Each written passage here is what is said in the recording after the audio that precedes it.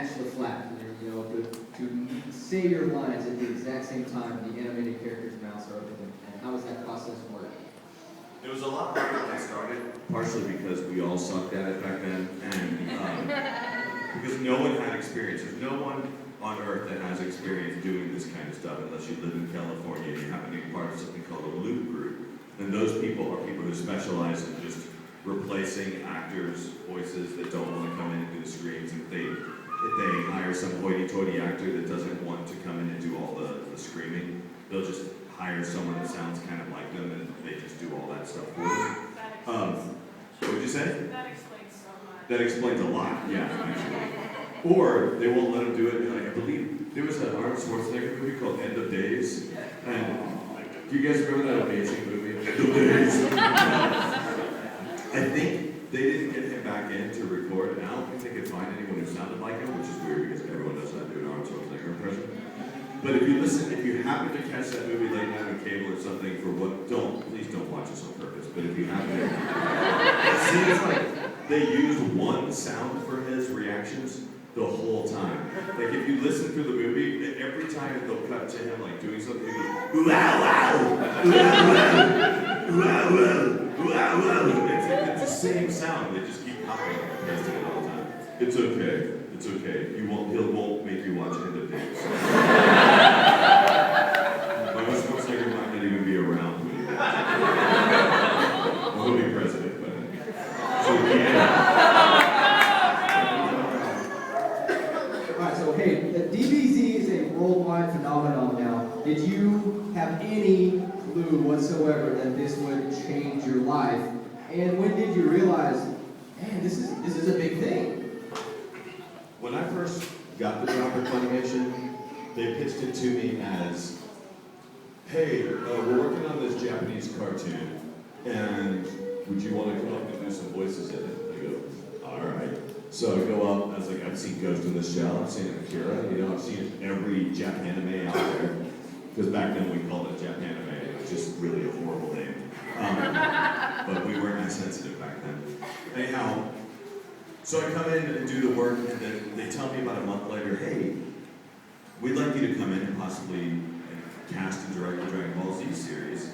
And I go, what is that? I go, it's a series from Japan. I don't know, it's about people who fight. Do you have the episodes? Well, we have some of them, but we don't have all of them. And they did have all these posters on the wall. And I remember walking in and going like, so who's that? Like, that's Goku. I'm like, oh, okay. Who's that? Oh, that's also Goku. Okay, yeah. He has blonde hair. Yeah. That's Goku. His hair turns blonde and then he becomes a different person. Like, oh, okay. So that's Goku? No, that's Gohan. Okay, so is that Gohan? No, that's Goku. Is that Gohan? That's Gohan. No, that's Goku as a child. So that's Goku as a child. No, that's Goten. It was really hard. And none of us had any clue that it was going to have any serious impact in the United States. We were just working to get on TV. None of us really knew. Maybe the people upstairs at Funimation did, but certainly those of us who were working on it really weren't sure what we were working on necessarily. And it wasn't really until we went to our first convention, which is the weirdest first convention you could possibly go to. In 1999, we were guests at Comic-Con in San Diego. I'd never even been to a convention before. And they had announced that the voice cast of Dragon Ball Z was going to be there signing autographs. And there was a 4-hour line. And like, I had no idea. I'm like, seriously? Is somebody else here? Like, this isn't for me, right? And certainly, it ended up being for the four of us. Me, Sean Shimon plays Goku, Science Trade plays Krillin, and the girl plays Gohan. And it was insane. It was at that moment, I was like, oh my gosh, people really like this show. And then we went to, like a few months later, we ended up going to our first trip to Australia. And apparently fandom for Dragon Ball is enormous there. I didn't know that. I was like, yay, free trip to Australia.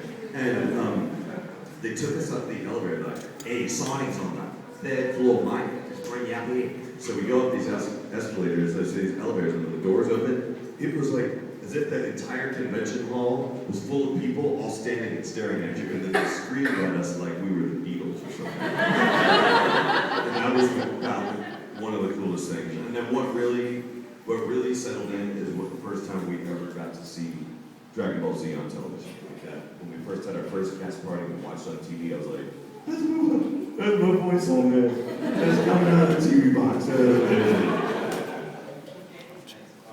So, now's the time to open it up for some questions. No, anybody want to ask me? No, nobody wants to ask me. Well, that's really disappointing. I really hope somebody would ask me.